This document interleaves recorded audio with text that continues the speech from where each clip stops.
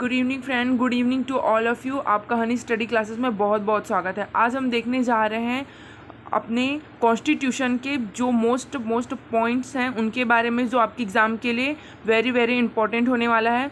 आज से हम कॉन्स्टिट्यूशन का चैप्टर स्टार्ट कर रहे हैं, जिसमें आपको सभी इम्पोर्टेंट पॉइंट्स हैं उनको करवाऊँगी। तो मेरी इस वीडियो में लास्ट तक बने रहें। चैनल को सब्सक्राइब करें, कमेंट करें, लाइक करें और चैनल को सब्सक्राइब करके ज़रूर रखें ताकि नेक्स्ट वीडियो का नोटिफिकेशन आपको टाइम पर मिल सके। चलिए फ्रेंड, आज हम देखते हैं कॉन्स्टिट्यूशन का फर्स्ट पार्ट। सबसे पहले देखेंगे कि कॉन्स्टिट्यूशन होता क्या है, अर्थात संविधान है क्या। सबसे पहले हम देखेंगे संविधान की परिभाषा। संविधान आखिर होता क्या है। संविधान एक पुस्तक है जिसमें भारत के नियम, कानून और अधिकार का वर्णन किया गया है। संविधान मात्र एक पुस्तक है जिसमें हमारे देश के नियम, कानून, उनकी शासन व्यवस्था कैसे चलेगी, किस प्रकार से चलेगी, उनको कौन कौन से अधिकार है, कौन कौन से कानून है, मानव मतलब नॉर्मल जो पब्लिक है, हम जैसे पब्लिक, उनको कौन कौन से अधिकार हैं, हम किन कानून से बंधे हैं और हमें कौन कौन से स्वतंत्र रूप से अधिकार है जीवन जीने के, इन सब का वर्णन संविधान नामक पुस्तक में वर्णन किया गया है। अब देखते हैं कि संविधान निर्माण में कितना समय लगा था और कितना व्यय किया गया था। तो देखेंगे संविधान निर्माण की प्रक्रिया में कुल समय 2 वर्ष 11 महीने और 14 दिन का समय लगा था। मतलब संविधान को बनने में कितना समय लगा था, 2 वर्ष 11 महीने और 18 दिन का समय लगा था। संविधान का जो प्रारूप है उसमें 114 दिन तक बहस हुई थी। जो प्रारूप है, संविधान का प्रारूप किस प्रकार से रहेगा, इसको बनाने के लिए 114 दिन तक बहस हुई थी। अब देखते हैं कि संविधान निर्माण में कुल कितना व्यय किया गया था। तो 63,96,729 रुपये का व्यय किया गया था। संविधान द्वारा 26 नवंबर 1949 ईस्वी को संविधान सभा द्वारा पारित किया गया था। संविधान को कब पारित किया गया था? संविधान सभा द्वारा 26 नवंबर 1949 को संविधान सभा द्वारा पारित किया गया था। तब इसमें जब पारित किया गया था उस समय 22 भाग, 395 अनुच्छेद और 8 अनुसूचियां थी। वर्तमान समय में इसकी संख्या कितनी है फ्रेंड? 22 भाग हैं और 395 अनुच्छेद हैं और 12 अनुसूचियां हैं। ये very very most important points हैं, इसे आप कॉपी में नोट करके ज़रूर रख लें। ये तो हुई हमारे निर्माण के समय कितना समय लगा था, कितना व्यय किया गया और जो टर्म से उससे देख लिए। अब हम देखते हैं संविधान सभा में उसके अध्यक्ष कौन थे। जब निर्माण किया गया संविधान को, तब संविधान सभा की अंतिम बैठक 24 जनवरी 1950 में हुई थी। जो संविधान सभा की जो अंतिम बैठक थी वो कब हुई थी? 24 नवंबर 1950 में हुई थी। संविधान सभा की अंतिम बैठक 24 नवंबर 1950 को हुई। उसी दिन संविधान सभा के द्वारा राजेंद्र प्रसाद को भारत का प्रथम राष्ट्रपति चुना गया। तो ये very very most important points हैं कि प्रथम राष्ट्रपति कौन हुए थे, तो क्या आएगा? राजेंद्र प्रसाद। इनको कब चुना गया था? 24 नवंबर 1950, और 24 नवंबर 1950 संविधान सभा की अंतिम बैठक थी और राजेंद्र प्रसाद जी को प्रथम राष्ट्रपति के रूप में चुना गया था। संविधान सभा के द्वारा डॉक्टर राजेंद्र प्रसाद कौन बने थे? राष्ट्रपति बने थे। संविधान सभा 26 नवंबर 1950 से 51-52 में हुई आम चुनाव के बाद बनने वाली नई संसद के निर्माण तक भारत के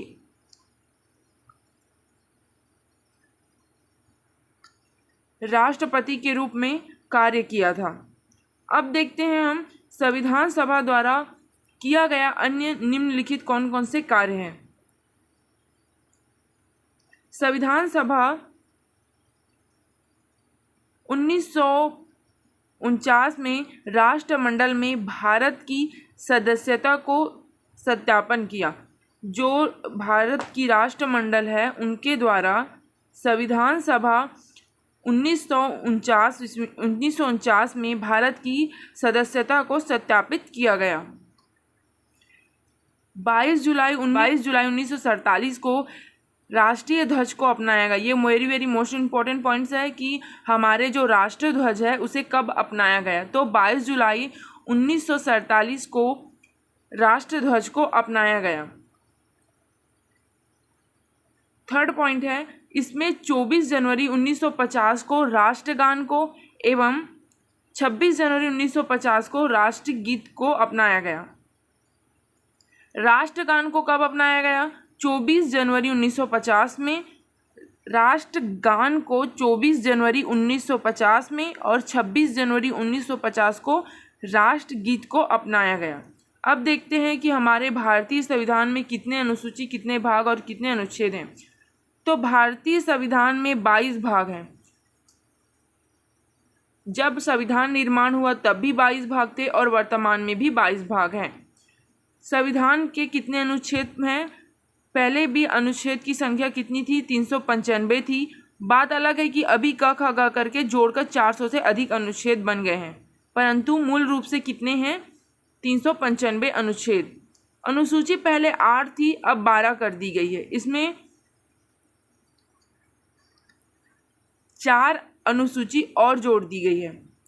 उसको हम आगे देखेंगे कि कौन कौन से अनुसूचियाँ जोड़ी गई है किन किन संविधान संशोधन द्वारा। चलिए अब हम 12 अनुसूची के बारे में एक एक करके पढ़ते हैं। सबसे पहले हम देखेंगे प्रथम अनुसूची।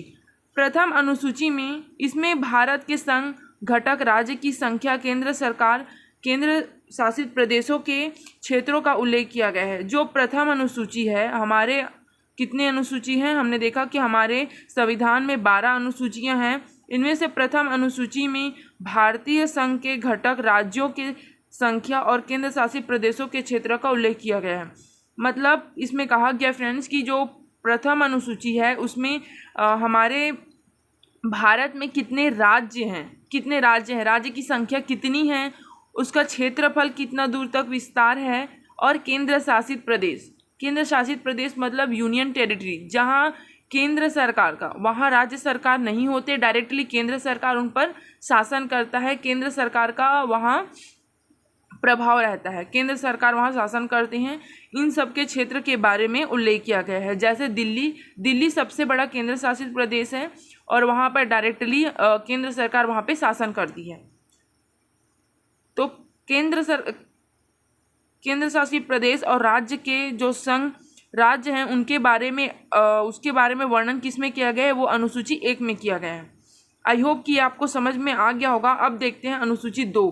अनुसूची 2 कहता है हमारा कि अनुसूची 2 में इसमें जितने भी हमारे पदाधिकारी हैं, जैसे राष्ट्रपति, उपराष्ट्रपति, जितने भी नेता हैं, जितने भी पद धारण करने वाले पदाधिकारी हैं, चाहे वो सुप्रीम कोर्ट हो, हाई कोर्ट हो, जितने भी अधिकारी हैं, उनके सभी वेतन और भत्तों का उल्लेख है।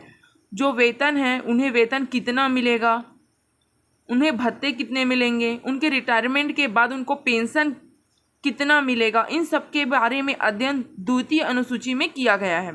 कौन से अनुसूची में? द्वितीय अनुसूची में। अगर पूछा जाए आपको वेतन भत्ते, जितने भी पदाधिकारी उनके वेतन भत्ते का उल्लेख किस में किया गया है, तो वो द्वितीय अनुसूची में। पहले अनुसूची में पढ़े हम राज्य और केंद्र शासित प्रदेश के क्षेत्र और उनके घटक के बारे में।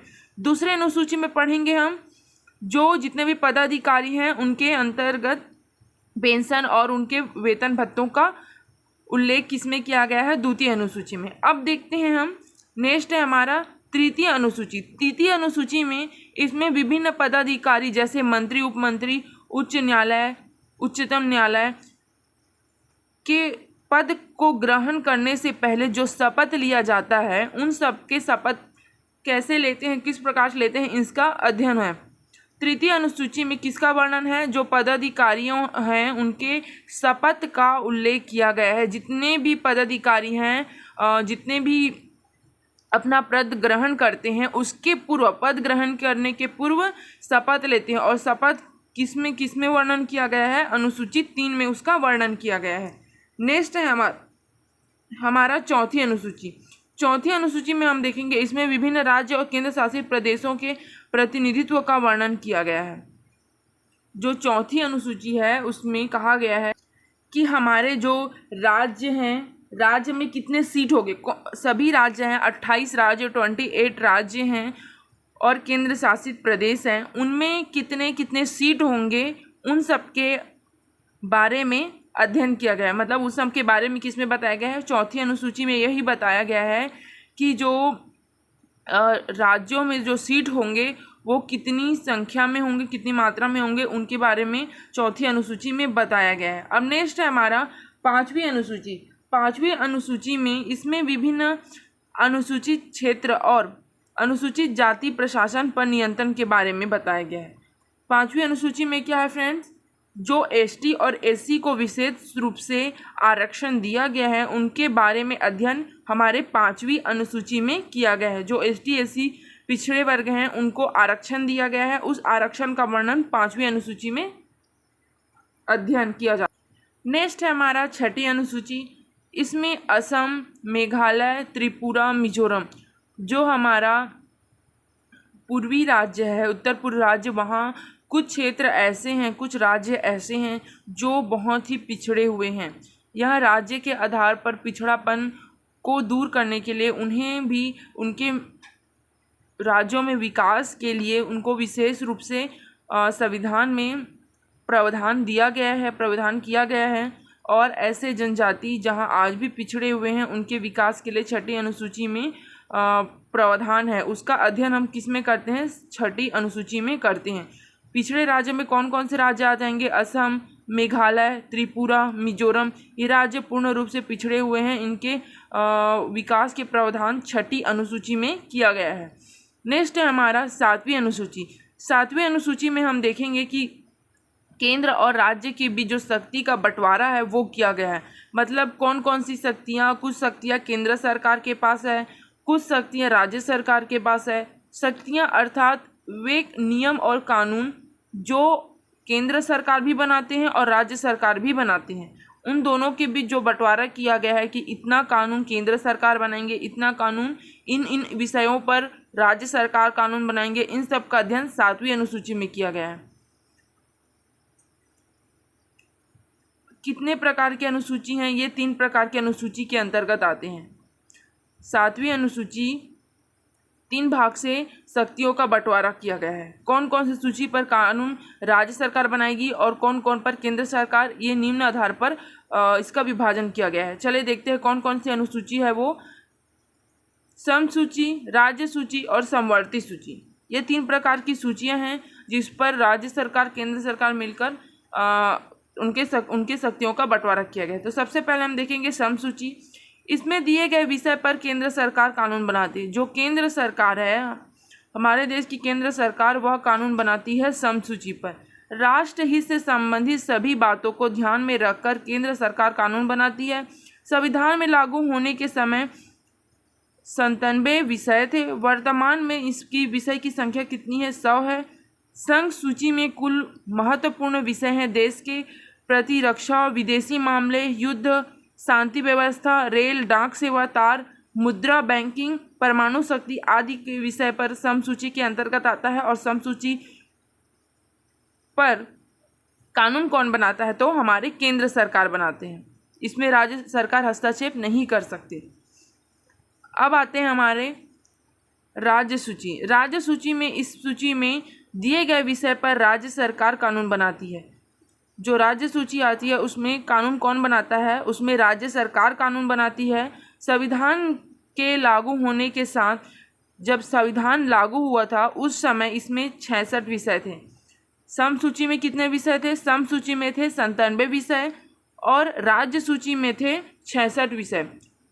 परंतु वर्तमान में इसमें 61 विषय हैं। राष्ट्रहित के संबंधित होने पर केंद्र सरकार भी कानून बना सकता है। अगर ये राज्य से संबंधित हुआ तो इसमें कानून राज्य सरकार बनाएगी। परंतु अगर ये राष्ट्र की बात, जब राष्ट्रीय या नेशनल लेवल की बात जब आती है तो इसमें केंद्र सरकार भी कानून बना सकती है। परंतु समवर्ती सूची में राज्य सरकार अपना हस्तक्षेप नहीं करेगी। समवर्ती सूची में केवल केंद्र सरकार ही कानून बनाएंगे। परंतु जब राज्य के जो प्रमुख बात है, राष्ट्रहित तक पहुंच जाती है अगर कोई बात, तो उस पर केंद्र सरकार कानून बनाएगी और उसे केंद्र सरकार को हस्तक्षेप करने का पूर्ण अधिकार है। राज्य सूची की सम्मिलित कुछ विषय हैं: शांति व्यवस्था, पुलिस, जेल, स्थानीय शासन, कृषि, जन स्वास्थ्य, इसके अंदर होने वाले व्यापारिक न्याय विभाग आदि के बारे में राज्य सरकार अपना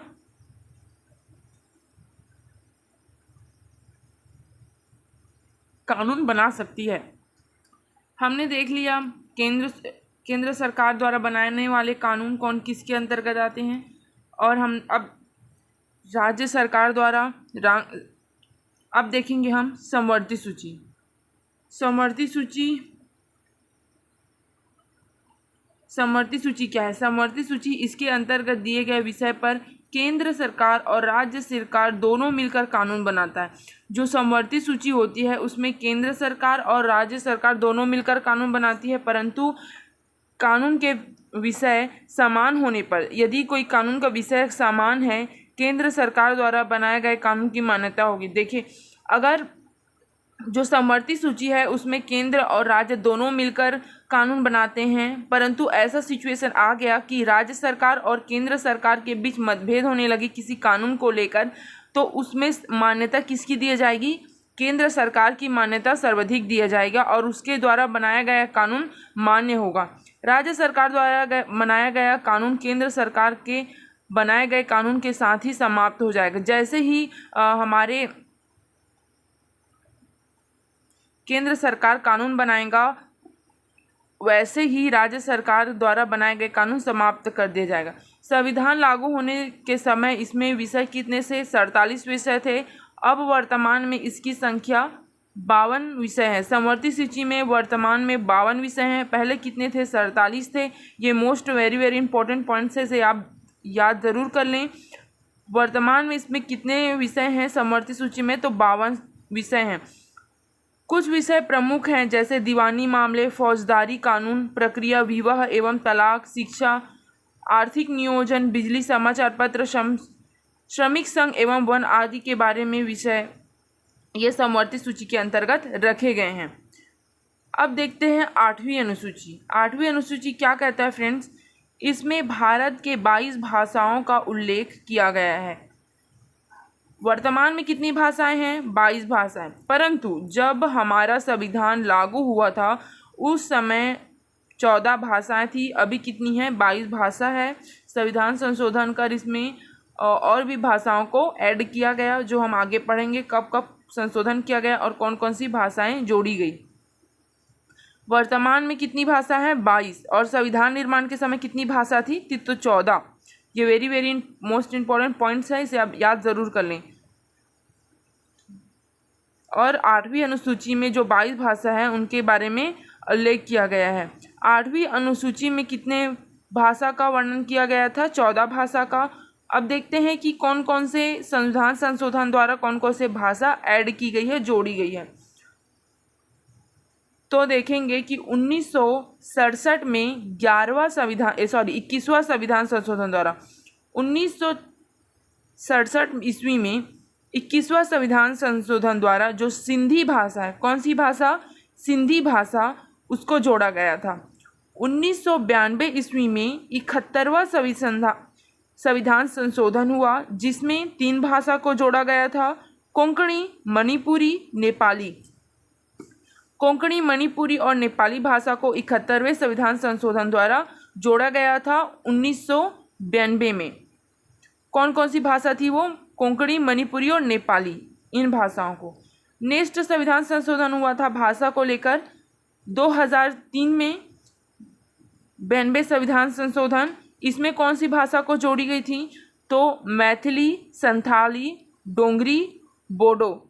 मैथिली, संथाली, बोडो, डोंगरी, इसको जोड़ा गया था 8वीं अनुसूची में 2003 में 92 संविधान संशोधन द्वारा। तो ये वेरी मोस्ट इम्पॉर्टेंट पॉइंट्स है, इसे आप याद कर लीजिए कि कौन सी भाषा को कब जोड़ा गया था। सिंधी को कब जोड़ा गया था? 21वीं संविधान संशोधन 1967 में।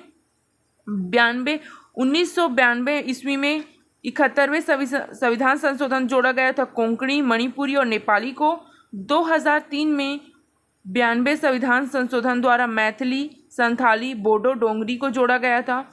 8वीं अनुसूची में सम्मिलित किया गया था और वर्तमान में इसकी संख्या कितनी है? 14 से 22 हो गई है। वर्तमान में इसकी संख्या 22 है। ये वेरी मोस्ट इम्पॉर्टेंट पॉइंट्स है, इसे आप ज़रूर याद कर लें। अब देखते हैं 9वीं अनुसूची। 9वीं अनुसूची में कौन से विषय हैं उसे रखा गया है, चलिए देखते हैं। 9वीं अनुसूची में यह अनुसूची प्रथम संविधान संशोधन अधिनियम 1951 के द्वारा जोड़ी गई। जो प्रथम संविधान संशोधन हुआ था, कब हुआ था? 1951 अधिनियम के द्वारा जोड़ा गया था। प्रथम संविधान संशोधन अधिनियम 1951 के द्वारा जोड़ी गई है। इसके अंतर्गत जो संपत्ति का अधिग्रहण है, मतलब पहले कैसे चलता था, पहले मालगुजारी का ज़माना चला करता था। पहले मालगुजारों के पास खेत ज़मीन बहुत ज़्यादा हुआ करते थे, बहुत ज़्यादा संपत्ति हुआ करती थी मालगुजारी के ज़माने। जब ब्रिटिश सरकार के जाने के बाद मालगुजारी शासन चला, मालगुजारी शासन में लोगों के पास अधिक से अधिक संपत्ति हुआ करती थी। उस समय लोगों के पास बहुत ज़मीन हुआ करते थे। जो मालगुजार लोग थे वो बहुत ज़्यादा ज़मीन रखा करते थे। परंतु जैसे ही संविधान लागू हुआ, उसके बाद प्रथम संविधान संशोधन 1951 में जोड़ा गया कि जो संपत्ति का अधिकार है उसे समाप्त कर दिया गया, उसे रद्द कर दिया गया। अब संपत्ति के अधिकार किसके अधीन आता है? किसी व्यक्ति के अधीन ना आकर वो अब कानून या न्यायालय के अंतर्गत आता है। तब संपत्ति को अपने रिलेटिव के नाम पर दाखिल किया गया जब यह संविधान लागू हुआ। और इस पर कौन इस पर न्यायालय में नहीं जा सकते। अगर आपकी संपत्ति को सरकार जब्त कर देती है तो इस पर आप किसी भी न्यायालय में नहीं जा सकते, इस पर कोई FIR भी नहीं लिखा सकते। अगर ये किसके अधीन चला गया? ये संपत्ति का जो अधिकार है वो चला गया था राज्य से, जितने भी कानून न्यायालय है उनके अधीन चला गया।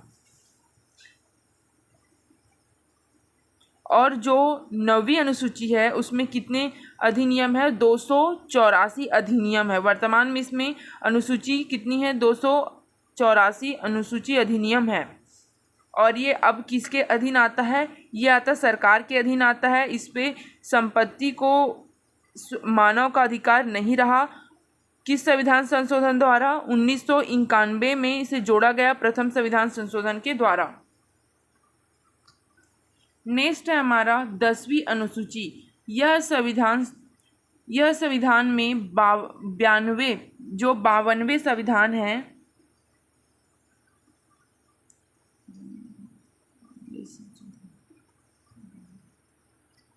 दसवीं अनुसूची में यह संविधान में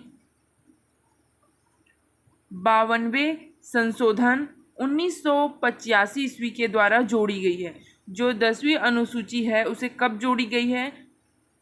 उसे 1985 ईस्वी में जोड़ी गई है। इसमें कौन सा कानून के बारे में? दल बदल संबंधित जो प्रावधान है उसके बारे में अध्ययन किया गया। दल बदल कानून अर्थात क्या होता है फ्रेंड्स? दल बदल कानून मतलब चुनाव होने से पहले कोई भी व्यक्ति अपना दल बदल सकता है, कोई भी एक दल से दूसरे दल में जा सकता है, अपना चुनाव चिन्ह बदल सकता है, पार्टी का नाम बदल सकता है। परंतु ये कब बदल सकता है? चुनाव होने के पूर्व, चुनाव के रिजल्ट आने के पूर्व। जब चुनाव होता है उसके पूर्व ही दल बदल कानून लाया गया है कि वह अपना दल बदल सकता है। और कौन से संविधान के द्वारा? 52वें संविधान संशोधन 1985 के द्वारा यह कानून में जोड़ा गया है, 10वीं अनुसूची में रखा गया है। तो दल बदल कानून किसके अंतर्गत आता है? तो 10वीं अनुसूची में आता है, इसके बारे में अध्ययन किया जाता है। नेक्स्ट है हमारा 11वीं अनुसूची। यह अनुसूची किस बारे में अध्ययन कराता है? यह अनुसूची संविधान के 73वें संवैधानिक संशोधन में जोड़ा गया है। यह पंचायत के सदस्यों के कार्य करने के लिए 29 विषय प्रदान किए गए हैं। जो 11वां अनुसूची है, 11वीं अनुसूची, उसमें उसे कौन सा संविधान संशोधन द्वारा? 73वें संविधान संशोधन के द्वारा 1993 में जोड़ा गया है। 73वें संविधान संशोधन किया गया और 1993 में इसे जोड़ा गया। और इसमें पंचायती राज की जो व्यवस्था है, जितने भी सदस्य का कार्यकाल है, पंचायत के बारे में जितने भी सदस्य उनका कार्यकाल, उनके सभी कार्य व्यवस्था के बारे में अध्ययन कराता है। कौन? 11वीं अनुसूची में पंचायत से संबंधित बातों का अध्ययन किया जाता है। नेक्स्ट है हमारा 12वीं अनुसूची और अंतिम अनुसूची। 12वीं अनुसूची में यह अनुसूची संविधान के 74वें संविधान संशोधन 1993 में जोड़ी गई है। ये 74वें संविधान संशोधन द्वारा जोड़ा गया है।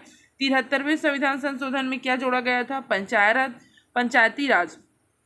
जो ग्रामीण स्तर है उसके लिए पंचायती राज और जो शहरी स्तर है उसके लिए 74वें संविधान संशोधन द्वारा 1993 में जोड़ी गई ये 12वीं अनुसूची है, जिसमें शहरी क्षेत्र में स्थानीय प्रशासन कैसा होगा, नगर पालिका,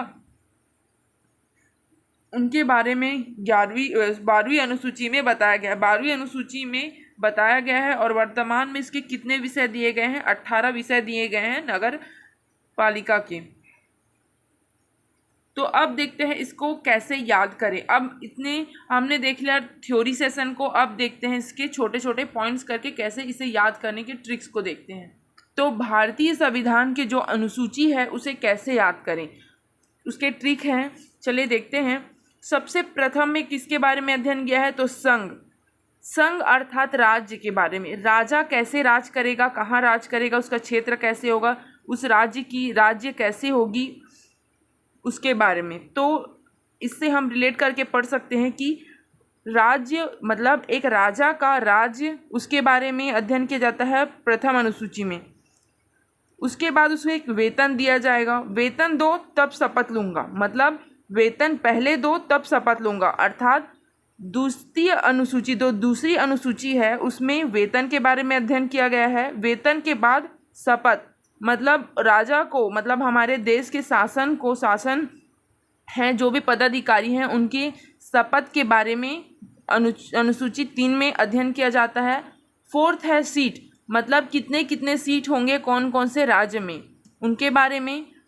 अब देखते हैं अनुसूची 5 में। अनुसूची 5 में पढ़ेंगे एसटी और एससी। एसटी एससी को जो भी प्राथमिकता दी गई है उनके लिए विशेष रूप से कानून बनाए गए हैं, वो अनुसूची 5 में पढ़ेंगे। अनुसूची 6 में जो पूर्वोत्तरी राज्य हैं, पूर्व उत्तर राज्य में कौन कौन से आते हैं, मेघालय, असम, त्रिपुरा, मिजोरम, उसको विशेष रूप से प्रावधान है उसके विकास के लिए, उन सब का अध्ययन 6वीं अनुसूची में किया जाता है। 7 में है शक्ति, 7 से शक्ति और 7 से 7वीं अनुसूची। 7वीं अनुसूची का विभाजन कौन कौन से शक्तियों का विभाजन किया गया है कि राज्य के अंतर्गत कितनी शक्तियां हैं और कौन कानून बनाएगा, केंद्र के अंदर कौन से सरकार आएंगे और कौन शक्ति बनाएंगे, समवर्ती सूची में कौन से सरकार आएंगे और कौन उस पर कानून बनाएगा, इन सब के बारे में शक्ति का विभाजन अनुसूची 7 में किया गया है। अनुसूची 8 में भाषा का, पहले 14 भाषा थी, अब वर्तमान में 22 भाषा है। 8 में भाषा के बारे में देखेंगे, भाषा के बारे में दिया गया है। अनुसूची 9 में भूमि सुधार संपत्ति को, जो संपत्ति का अधिकार है उसमें उस अधिकार के लिए हम न्यायालय नहीं जा सकते। ये 9वीं अनुसूची है भूमि सुधार संबंधित, मतलब जो भूमि है वो किसी के अधीन नहीं रहेगी, उस पर किसी परमानेंट व्यक्ति का अधिकार नहीं रहेगा, उसका संपत्ति के पर किसका अधिकार रहेगा, सरकार पर अधिकार रहेगा, और इसके न्याय के लिए हम कानून के पास नहीं जा सकते। जो संपत्ति का अधिकार है वह पूर्ण रूप से कानून का अधिकार होगा। नेक्स्ट है हमारा 10वीं अनुसूची। 10 से 10 और 10 से दल बदल, 10 से 10 और 10 से दल बदल कानून, अर्थात जो दल बदल है मतलब चुनाव के पहले, जो भी चुनाव के पूर्व अर्थात चुनाव के पहले हम पर्चा भरने से पहले किसी भी दल में जा सकते हैं, एक दल से दूसरे दल में परिवर्तन कर सकते हैं। ये कौन सा संविधान संशोधन लाया गया था? ये 52 संविधान संशोधन द्वारा लाया गया था। 10वीं अनुसूची में इसका वर्णन है दल बदल कानून संबंधित।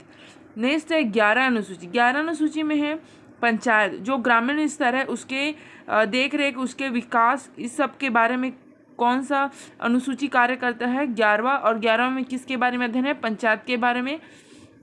इसे 73वें संविधान संशोधन द्वारा 1993 में लाया गया था। नेक्स्ट है हमारा 12 अनुसूची। 12 अनुसूची में नगर पालिका, जो नगरीय विकास, नगरीय जनसंख्या, उसके विकास एवं उसके विस्तार के लिए 74वां संविधान संशोधन किया गया था हमारे संविधान में, और इसमें नगर पालिका के बारे में 11वें अनुसूची में ऐड किया गया है। तो बस फ्रेंड आज के लिए इतना ही रखते हैं, मिलते हैं नेक्स्ट वीडियो में। मेरे इस वीडियो को आप लाइक करें, चैनल को सब्सक्राइब करके ज़रूर रखें ताकि नेक्स्ट वीडियो का नोटिफिकेशन आपको टाइम पर मिल सके। अपने जितने भी फ्रेंड्स हैं उनके पास ज़रूर शेयर करें। मैं इसमें आपको कंटिन्यू कॉन्स्टिट्यूशन का जितने भी मोस्ट इम्पॉर्टेंट पॉइंट्स हैं, क्वेश्चन आंसर है, वो करवाऊँगी।